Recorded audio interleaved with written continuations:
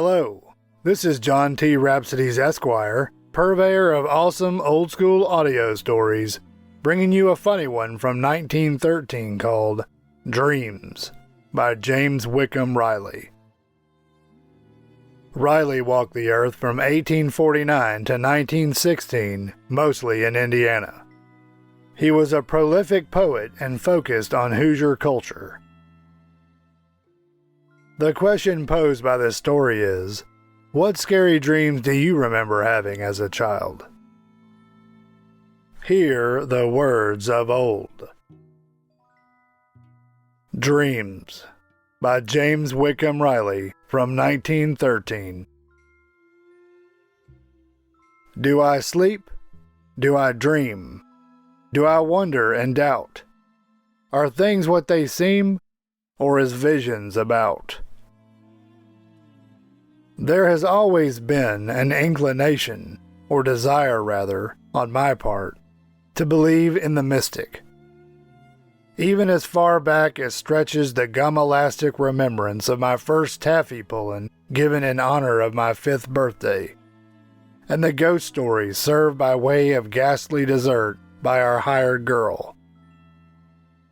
In fancy I again live over all the scenes of that eventful night. The dingy kitchen, with its haunting odors of 1,000 feasts and wash days. The old bench-legged stove, with its happy family of skillets, stewpans, and round-bellied kettles crooning and blubbering about it. And how we children clustered round the genial hearth, with the warm smiles dying from our faces, just as the embers dimmed and died out in the open grate. As with bated breath we listened to how someone's grandmother had said that her first man went through a graveyard once, one stormy night, just to show the neighbors that he wasn't afeard of nothing. And how, when he was just passing the grave of his first wife, something kinda big and white-like, with great big eyes like fire, raised up from behind the headboard and kinda reached out for him. And how he turned and fled, with that air white thing after him as tight as it could jump, and a hollering woo till you could hear it further than you could a bull. And how, at last, just as the brave and daring intruder was clearing 2 graves and the fence, at one despairing leap, the white thing had made a grab at him with its iron claws, and had nicked him so close his second wife was occasioned the onerous duty of affixing another patch in his pantaloons. And in conclusion, our hired girl went on to state that this blood-curdling incident had so wrought upon the feelings of the man that wasn't afeard of nothing, and had given him such a distaste for that particular graveyard, that he never visited it again, and even entered a clause in his will to the effect that he would never ever remain an unhappy corpse should his remains be interred in said graveyard. I forgot my popcorn that night. I forgot my taffy. I forgot all earthly things. And I tossed about so feverishly in my little bed, and withal so restlessly, that more than once my father's admonition above the footboard of the big bed of, "Drat you, go to sleep there," foreshadowed my impending doom. And once my father leaned over and made a vicious snatch at me, and holding me out at arm's length by one leg demanded in thunderous tones what in the name of flames and flashes I meant by all this anyhow. Well, I was afraid to stir a muscle from then on, in consequence of which I at length straggled off in fitful dreams. And heavens, what dreams I had! A very long and lank and slim and slender old woman in white knocked at the door of my vision, and I let her in. She patted me on the head, and oh, how cold her hands were! And they were very hard hands, too, and very heavy, and, horror of horrors, they were not hands, they were claws. They were iron claws. They were like the things I had seen the hardware man yank nails out of a keg with. I quailed and shivered till the long and slim and slender old woman jerked my head up and snarled spitefully, "What's the matter with you, bub?"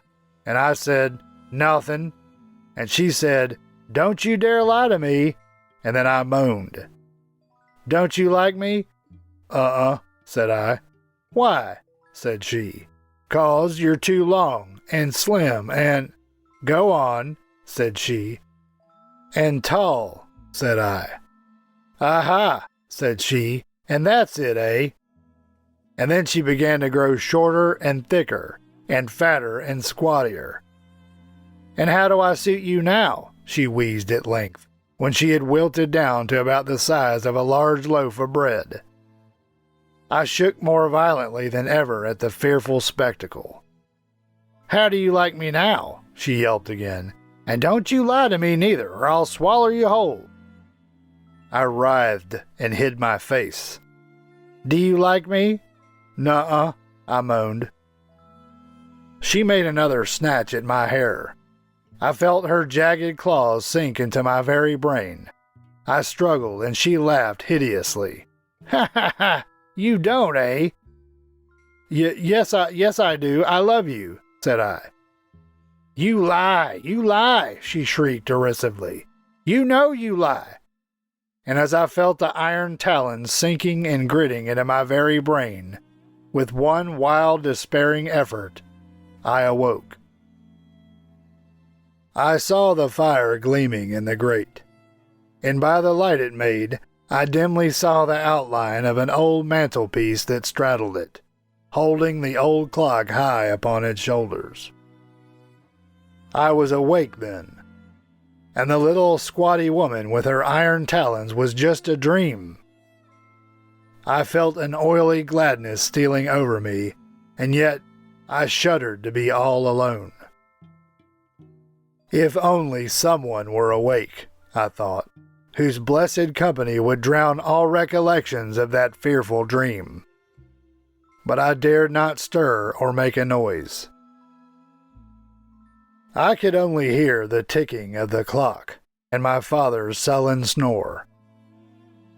I tried to compose my thoughts to pleasant themes, but that telescopic old woman in white would rise up and mock my vain appeals, until, in fancy, I again saw her altitudinous proportions dwindling into that repulsive and revengeful figure with the iron claws, and I grew restless and attempted to sit up.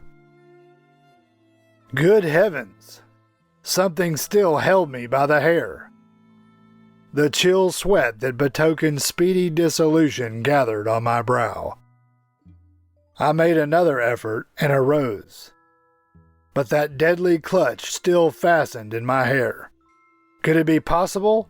The short white woman still held me in her vengeful grasp. I could see her white dress showing from behind either of my ears.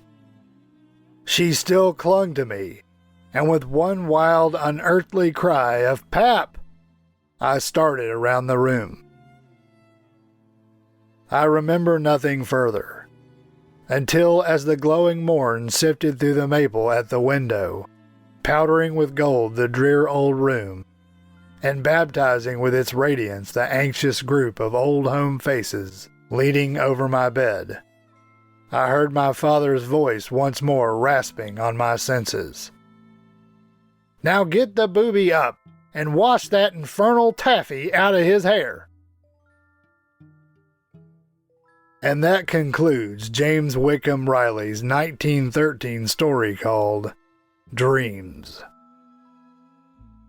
As asked in the introduction, do you remember any scary dreams from when you were a small child? The first one I remember was a dinosaur coming toward me as I hid in a shed and feared it would smash me under the shed. I was probably 2 or 3.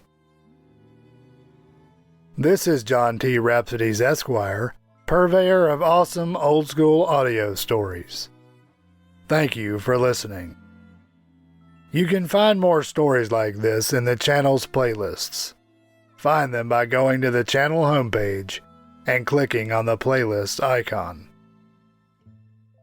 If you enjoyed this story and would like to hear more, please help me earn the warm embrace of Mr. and Mrs. YouTubes, who look with loving favor upon those channels whose listeners faithfully subscribe, like, comment, click the notification bell, and share the videos with their friends so that they too can hear the words of old.